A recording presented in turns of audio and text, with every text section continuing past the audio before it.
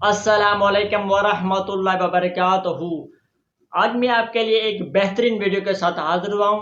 Engineer محمد علی مرزا کا بہترین بیان، کیا حضرت محمد صلی اللہ علیہ وآلہ وسلم پہ لاکھوں درود و سلام ہو، کیا نور ہیں، اور اہل بیت سے کیا مراد ہے، انجینئر محمد علی مرزا ایکسپلین کر رہے ہیں۔ بہترین ویڈیو ہے، ویڈیو کو اسکپ نہیں کریں گے، یہ ویڈیو آپ کے لیے بہت کمال کی ہونے والی ہے۔ چلتے ہیں۔ علی بھائی اگلا سوال ہے سورہ مائدہ آیت نمبر 15 قد جاءکم من اللہ نور و کتاب مبین کے تحت بریلوی علماء نبی علیہ الصلوۃ والسلام کو نور ثابت کرتے ہیں، آپ کا اس حوالے سے کیا موقف؟ بالکل صحیح ثابت کرتے ہیں جی، نام ہے وہابی، نام ہے وہابی۔ اور یہ ایک بدعتی مولوی سعودیہ میں بٹھایا ہوا ہے، بڑا مشہور ہے، حاج عمرے پہ وہ اردو میں ہے نا، وہ میں نام نہیں لیتا اس کا چونکہ میں نے اسے بدعتی کہا ہے، یقیناً وہ بدعتی ہے۔ تو اس نے وہاں پہ نا بیٹھ کے نا یہ کتاب، مجھے یاد آ گیا، میں حج پہ 2007 میں گیا نا، تو وہ اس کو یہ پرچی یہی نہ کہتا ہے نا، یہ تو احمد بریلوی نے ہمیں گھڑا ہے۔ قد جاءکم من اللہ نور و کتاب مبین، سورۃ المائدہ کی آیت نمبر 15 میں جو ہے نا، وہ نور سے مراد بھی قرآن ہی ہے اور کتاب سے مراد بھی قرآن ہی ہے۔ اور اس کی پوری کوشش ہوتی ہے کہ بریلوی اور شیعہ کو غلط ثابت کیا جائے۔ اہل حدیث کے وہ سخت خلاف ہے، لیکن بولتا نہیں کیونکہ ان سے چندہ لے رہا ہوتا ہے، وہاں بیٹھا جو ہوا ہے وہ خود دیوبندی۔ تو حالانکہ اسلام کی پہلی تفسیر قرآن کی جو لکھی گئی ہے پہلے 300 سال میں، امام ابن جریر الطبری المتوفا 310 ہجری، جو بخاری مسلم کے زمانے کے ہیں، اس کو تفسیر طبری اور تفسیر ابن جریر بھی کہا جاتا ہے۔ حافظ ابن کثیر نے ٹوٹل چھاپا مارا ہوا ہے ابن جریر کا، اصل میں ایفرٹ اس کی ہے۔ ابن کثیر تو آئے ہیں 774 ہجری میں فوت ہوئے ہیں، ابن کثیر سے بھی 500 سال پہلے ابن جریر ہیں۔ اور حافظ ابن کثیر نے بےمانی نہیں کی ہے، وہ جگہ جگہ لکھتے ہیں کہ میں نے جو کچھ لیا ان سے لیا ہے، ابن جریر سے۔ ابن کثیر کو مشہوری اس لیے مل گئی کہ ان کو اہل حدیث نے گود لے لیا۔ اگر کوئی فرقہ کسی امام کو گود لے لینا تو وہ امام پھر اٹھ جاتا ہے۔ ابن تیمیہ کو اہل حدیث نے گود میں لے لیا تو اٹھ کے، پہلے تو ان کا اس طرح نام نہیں تھا۔ تو ادروائز جو اہل سنت کے بڑے ائمہ ہیں نا، وہ ہیں ابن جریر، تفسیر طبری ہوتی، اس میں انہوں نے اس آیت کی تفسیر میں لکھا ہے کہ یہاں نور سے مراد نبی علیہ السلام ہے، اور نبی علیہ السلام نور ہدایت ہے۔ وہ جو نور بشر والا مسئلہ جو بریلویوں نے اٹھایا ہوا نا، وہ تو باطل ہے مسئلہ۔ وہ تو فرشتے نور سے ہیں، انسان مٹی سے ہیں، اور جن آگ سے، صحیح مسلم میں حدیث ہے۔ نبی علیہ السلام بشر ہیں، افضل البشر ہیں، اور نبی علیہ السلام کی فضیلت بشر ہونے میں ہے، آپ مٹی سے پیدا ہوئے ہیں، لیکن آپ روحانی طور پہ اس اعتبار سے نور ہدایت ہے، جو قرآن میں ہے اِنَّا أَرْسَلْنَاكَ شَاهِدًا وَمُبَشِّرًا وَنَذِيرًا وَدَاعِيًا إِلَى اللَّهِ بِإِذْنِهِ وَسِرَاجًا مُنِيرًا۔ نبی علیہ السلام وہ سورج ہیں جو لوگوں کو روشن کر دیتا ہے۔ تو قرآن نے خود کہا ہے کہ آپ صرف نور نہیں ہے، ایسا نور ہے جو دوسروں کو بھی روشن کرتا ہے، نور ہدایت۔ وہ تو بخاری مسلم بھی نور ہدایت ہے۔ تو قد جاءکم من اللہ نور و کتاب مبین میں نور کو نبی علیہ السلام کی طرف منسوب کرنا، یہ اس معاملے میں بریلوی بالکل ٹھیک ہے، اور اہل حدیث اور بعض دیوبند کا موقف غلط ہے۔ سلف کا یہی موقف ہے جو میں نے بیان کیا۔ ٹھیک ہو گیا؟ علی بھائی نیکسٹ سوال ہے کہ درود شریف کے حوالے سے آپ نے صحیح بخاری کی حدیث نمبر 4797 کا حوالہ دیا تھا، اس میں اہل بیت کا ذکر نہیں ہے، صرف درود کا ذکر ہے، پلیز اس حدیث کا ریفرنس بتا دیں۔ ہاں جی، میرے کلپ چڑھا ہوا ہے درود اور اہل بیت کے دشمن۔ اہل بیت کے دشمنوں نے یہ مشہور کیا کہ یہ درود شریف میں آل محمد سے مراد امت محمد ہے، نعوذ باللہ۔ اور میں نے کہا تھا صحیح بخاری میں ہے کہ صحابہ نے نبی علیہ السلام سے پوچھا کہ آپ اور آپ کے اہل بیت پہ کیسے درود بھیجیں، آل محمد کا ذکر، وہ کہتے قرآن میں ہے نا آل فرعون، اس سے مراد ہے فرعونی، تو آل محمد سے مراد ہم محمدی ہیں، کیونکہ بیسیکلی تو اہل بیت سے ان کو بغض تھا۔ تو بخاری انہوں نے کھول کے کہاں پڑھ لی تھی، وہ تو انجینئر صاحب نے دریافت کی ہے نا۔ اچھا بخاری شریف میں نے آگے دریافت کی ہے کہ پہلے سے تھی، پہلے سے تھی، لیکن نہ میں وابی نہ میں وابی، یہ آدھی آدھی باتیں کرتے تھے۔ صحیح بخاری میں نبی علیہ السلام سے خود پوچھا گیا آپ اور آپ کے گھر والوں پہ کیسے درود پڑھیں، آپ کی امت والوں پہ نہیں۔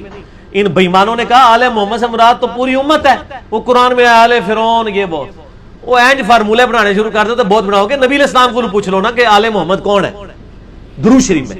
صحیح بخاری میں نے کیا بتایا تھا نمبر 4797 نمبر جو ہے نا میرے بھائی، اس والے طریق میں اہل بیت کے الفاظ نہیں ہیں، لیکن جو اس کا دوسرا طریق ہے نا، یہ دیکھیں بخاری میں، یہ میں نے اس لیے کوٹ کیا تھا اس والے طریق کو کہ ان اللہ و ملائکتہ یصلون علی النبی میں یہ آتا تھا، تو درود ابراہیمی آپ علیہ السلام نے سکھایا. اس کا ایک طریق 3370 بھی ہے بخاری میں،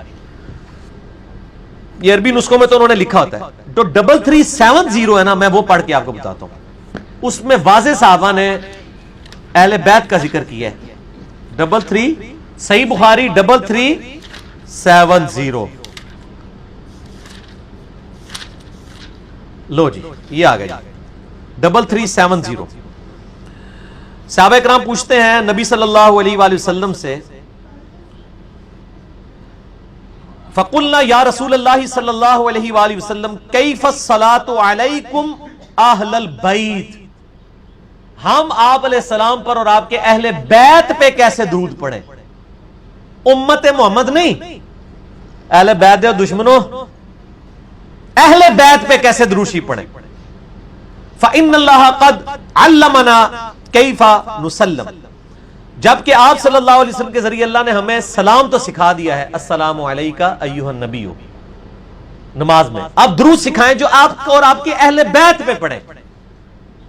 قال، نبی علیہ السلام نے فرمایا، قولوا، تم کہو، اللہم صلی علی محمد وعلی آل محمد کما صلیت علی ابراہیم وعلی آل ابراہیم انک حمید مجید، اللہم بارک علی محمد وعلی آل محمد کما بارکت علی ابراہیم وعلی آل ابراہیم انک حمید مجید.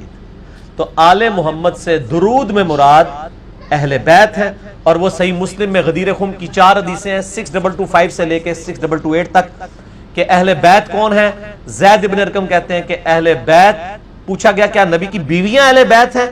انہوں نے کہا نبی کی بیویاں اہل بیت ہیں، لیکن جن اہل بیت کا ذکر نبی علیہ السلام نے خصوصیت سے کیا وہ نبی کی بیویاں نہیں، بلکہ اس آل بیت سے مراد آل علی، آل عقیل، آل عباس اور آل جعفر. صحیح مسلم 6225 سے لے کے 6228 تک. نہ میں وابی، نہ میں وابی، نہ میں سنی، نہ میں شیعہ، میں مسلمان. اگے ڈورو.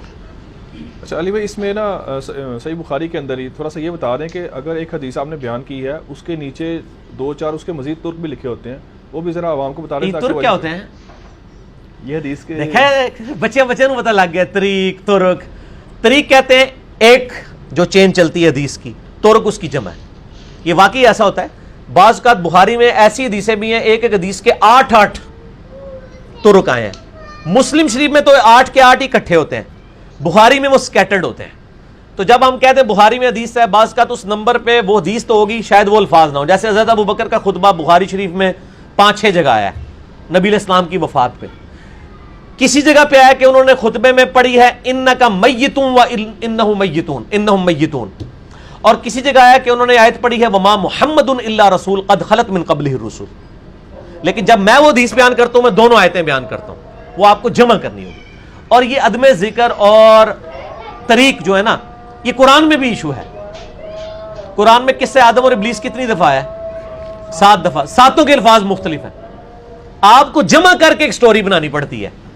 سورہ بقرہ میں دعا ہی نہیں آئی ربنا ظلمنا، سورۃ الاعراف میں آئی ہے ربنا ظلمنا، لیکن سورۃ الاعراف میں پیچھے والا ذکر موجود نہیں ہے کہ ہم نے فرشتوں اس سے پہلے کہ میں زمین میں خلیفہ بنانے والا ہوں، اس کا ذکر سورۃ البقرہ میں ہے. ٹھیک ہے جی. اس طریقے سے کچھ چیزیں جو سورۃ الحجر میں ذکر ہوئی ہے. اچھا 6 جگہ یہ آیا کہ فرشتوں کو حکم ہوا، سب نے سجدہ کیا سوائے ابلیس کے. اس سے تو لگتا ہے کہ ابلیس بھی فرشتہ تھا.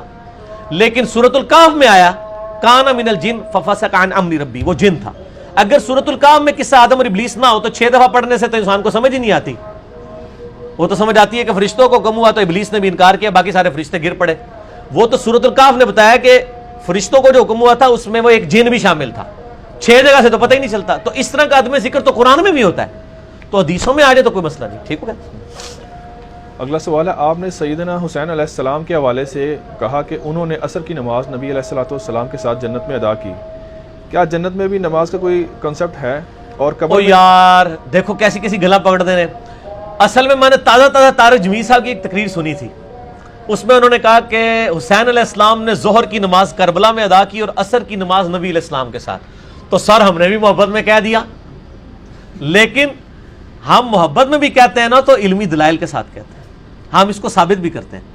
سنن ابن ماجہ میں ایک روایت ہے کمزور سند کی، لیکن اس کی صحیح سند جو ہے نا المستدرک للحاکم میں ہے، صحیح ابن حبان میں ہے، امام حاکم نے بھی صحیح کہا, امام ذہبی نے بھی صحیح کہا, اور مشکات المصابیح میں عذاب قبر والا جو چیپٹر ہے اس میں بھی حدیث ملے گی, اور شیخ زبیر صاحب نے لکھا ہے کہ حاکم کی روایت بالکل صحیح ہے کہ جب کوئی شخص مر کے قبر میں رکھا جاتا ہے نا تو اس کو عصر کی نماز کا وقت دکھایا جاتا ہے.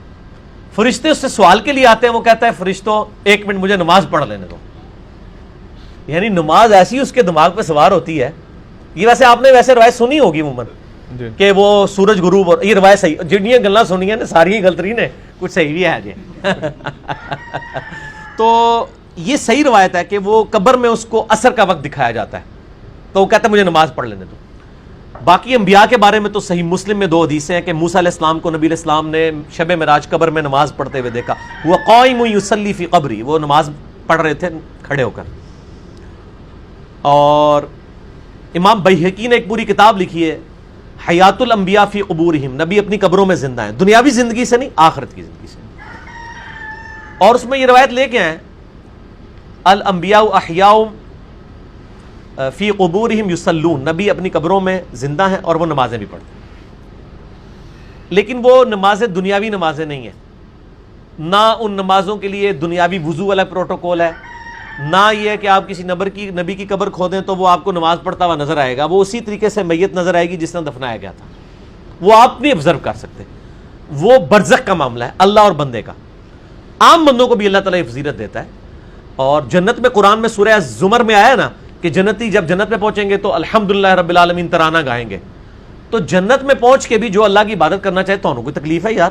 جب قرآن میں آیا ہے سورہ حمیم السجدہ میں کہ جنت میں جو چاہو گے اپنے رب سے ملے گا, تو سر اگر میری خواہش ہے کہ میں جنت میں اللہ کی عبادت کروں تو اللہ مجھے منع کرے گا کیا؟ جنتی ترانہ تو گائیں گے نا اللہ کا. تو وہ تو آپ کی خواہش پہ. کئی تابعین ہیں جو یہ خواہش کرتے تھے کہ اللہ دنیا میں بھی قرآن پڑھا, تیری نماز پڑھی, قبر میں بھی پڑھے اور جنت میں بھی پڑھے, تو اس میں تو کوئی حرج نہیں. تو میں نے اس کے تحت بات کی تھی. ظاہر حسین علیہ السلام جنتی ہیں, بلکہ میرے اور آپ کے سردار بھی ہیں جنتی نوجوانوں کے, ٹھیک ہے نا جی. جن کے یزید سردار ہیں ان کو یزید مبارک ہو, وہ یزید کے ساتھ ہوں گے. ہم حسین کے ساتھ ہیں تو انشاءاللہ حسین کے ساتھ ہوں گے انشاءاللہ. علی بھائی اگلا سوال ہے, کیا کوئی ایسی حدیث ہے کہ نبی علیہ السلام نے امامت کے دوران کسی بچے کے رونے کی آواز سنی تو فجر کی نماز کی پہلی رکعت میں سورہ فلق اور دوسری میں سورہ ناس پڑھی؟ اگر یہ واقعہ درست ہے تو یہ والا جو واقعہ ہے نا فلق ناس والا کو چھوڑ دیں. بخاری مسلم میں اتنی حدیث ہے, نبی علیہ السلام نے فرمایا, مشکات میں آپ کو ایک چیپٹر ہے امام کی ذمہ داری کا بیان, اس میں آپ کو بخاری مسلم کے حوالے سے مل جائے گا کہ نبی علیہ السلام نے فرمایا بعض اوقات میں نماز پڑھتا ہوں اور میں کسی بچے کی رونے کی آواز سنتا ہوں تو میں اپنی نماز کو مختصر کر دیتا ہوں کہ اس کی ماں پریشان ہو رہی ہوگی. اور پھر آپ صلی اللہ علیہ وسلم کی بخاری مسلم میں یہ حدیث ہے کہ جب تم فرض نماز پڑھو تو مختصر پڑھایا کرو تاکہ لوگ تکلیف میں نہ آئیں, اور جب تم نفلی نماز اپنی پڑھو تو جتنی مرضی لمبی کرو. یا مولوی الٹ کرتے ہیں, اپنی تے چوتھے گیرج پڑھ دینے اور جدو جماعت کرانے نے تے بعض کا ڈکے لا چھڑ دینے. ٹھیک ہو گیا؟ تو یہ ایسا نہیں ہونا چاہیے. تو سورۃ الفلق سورۃ الناس پڑھی ہوگی. ابو داؤد میں ایک حدیث ہے کہ نبی علیہ السلام ایک سفر میں تھے تو آپ نے فجر میں پہلی رکعت میں قل اعوذ برب الفلق اور دوسری میں قل اعوذ برب الناس پڑھائی, اور اس کے بعد آپ نے فرمایا اللہ نے آج مجھے ایسی چیز دی ہے جو کسی پیغمبر کو نہیں دی ہے, مجھے 2 سورتیں دی ہیں, سورۃ الفلق اور سورۃ الناس. تو یہ دونوں چیزیں جمع کریں تو اس سے لگتا ہے کہ نبی علیہ السلام فجر میں بھی بعض اوقات یہ پڑھ لیتے تھے. نماز مختصر ہونی چاہیے. بات مختصر سے مراد ہمارے جس طرح بریلوی دیوبندی علماء پڑھتے ہیں نا, یہ والی نماز نہیں ہے. تو نماز کو تو وہ بالکل تیا پانچا ہی کر دیتے ہیں نا, تو وہ تو 5ویں گیئر میں پڑھ رہے ہوتے ہیں. مختصر سے مراد یہ ہے کہ ارکان صحیح ادا ہو اور قیام بہت لمبا نہ ہو کہ لمبی صورتیں نہ ہو. مختصر کا یہ مطلب نہیں ہے کہ 3 بار بھی سبحان ربی العظیم نہ ہو, رکوع سے کھڑے ہوتے ہی ایسے ہی چلے جائیں, یہ نہ ہو, پوری تسلی سے. اور نماز کا میرا پریکٹیکل آپ دیکھ لیں یوٹیوب پہ. اگلا سوال ہے علی بھائی کہ آپ نے بارہا لیکچرز میں کہا کہ وطر کے بعد 2 نفل کا ثواب تہجد کے برابر ہے, دوسری طرف آپ کہتے ہیں کہ تہجد تراویح اور وطر یہ ایک ہی نماز کے نام ہے. یہ دیکھیں اس بات کو سمجھیں, بات کو بیچ میں پک اینڈ چوز نہ کیا کریں. یہ مجھے اگلے دن ای میل پہ بھی ایک سوال آیا تھا. دیکھیں میں نے ایک لیکچر ریکارڈ کروایا ہے, تراویح 8 یا 20 لاکھوں لوگ دیکھ چکے ہیں, مسئلہ نمبر 20 کے نام سے بھی اپلوڈڈ ہے. اس میں میں نے ساری ایشوز کو ایڈریس کیا ہے کہ احادیث کی روشنی میں نماز وطر, نماز تراویح, نماز تہجد اور